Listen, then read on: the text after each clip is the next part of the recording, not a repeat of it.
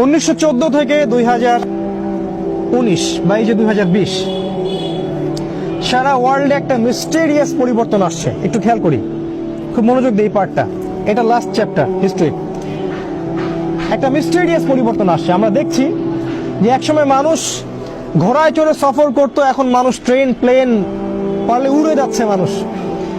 একটা সময় আমরা চিঠি লিখতাম, চিঠি পাখি নিয়ে যাইতো, এখন মেইল টেইল সব চলছে র্যাপিড স্পিড।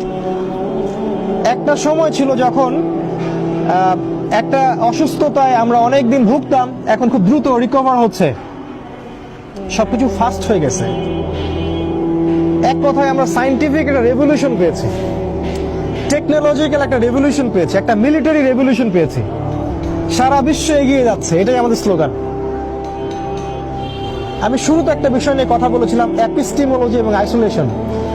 এগুলো তাদের কনক্লুশন, যারা এক চোখ দিয়ে এই বিশ্বটাকে দেখছে, তাদের কাছে মনে হবে সব এগিয়ে যাচ্ছে। আমরা এখন চাঁদে যাচ্ছি, আমরা এখন মহাকাশে আমাদের যান পাঠাচ্ছি, আমরা রোগ বের হওয়ার আগেই আমরা নির্ণয় করার টিকা দিচ্ছি, আমরা আবহাওয়া জেনে ফেলছি কি হবে না হবে, সব জানছি। আমাদের লাস্ট 100 বছরে অনেক উন্নতি অগ্রগতি হয়েছে। শিক্ষা, উন্নয়ন, প্রগতি, নারী রেভলিউশন, ফেমিনিস্ট রেভলিউশন, সবকিছুই হচ্ছে। কিন্তু আমি অন্যদিকে একটু ফোকাস করতে বলবো আপনাদেরকে। সেটা হলো এই যে অটোম্যান এম্পায়ার যখন খেলাফত হারালো, তারপরে আগে অটোম্যান এম্পায়ারদের আগে ব্রিটেনকে মানুষ খুব একটা চিনত না। হঠাৎ করে শেষের দিকে রেনেসাঁ, যেটাকে আমরা বলছি রেভলিউশন, ইউরোপিয়ান রেভলিউশন, এই যে পুরো ইউরোপিয়ান কন্টিনেন্ট, হঠাৎ করে তাদের মাঝে একটা সায়েন্টিফিক বিপ্লব চলে আসলো।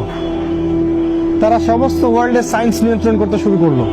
ডে বাই ডে একটা কান্ট্রি থেকেই বারবার রেভলিউশন আসছে, নতুন নতুন ইনফরমেশন, তথ্য, সায়েন্টিফিক রেভলিউশন। শুধু তাই নয়, এই সায়েন্টিফিক রেভলিউশনের সাথে তারা টেকনোলজিক্যাল রেভলিউশনের মালিক হলো। সায়েন্সের সাথে তারা টেকনোলজিকে অ্যাড করলো। শুধু তাই নয়, তারা শিল্প বিপ্লব ঘটালো। সারা বিশ্বের আনাচে কানাচে তারা শিল্প বিপ্লব ঘটালো। শুধু তাই নয়, তারা এমন একটা আদর্শ এবং সিভিলাইজেশনকে নিয়ে আসলো, যেটা দিয়ে তারা সারা বিশ্বকে তাদের কার্বন কপিতে পরিণত করলো। কিন্তু এর সাথে আরো একটা ব্যাপার হয়েছে, তারা সারা বিশ্বে তাদের অপারেশন, জুলুম এবং নির্যাতন চালানো শুরু করলো এবং সারা বিশ্বকে ফোর্সফুলি সারা বিশ্বকে তারা কলোনাইজড করলো। Is this happened by accident? এটা আমার কোশ্চেন। এটা কি অ্যাক্সিডেন্টলি হয়েছিল?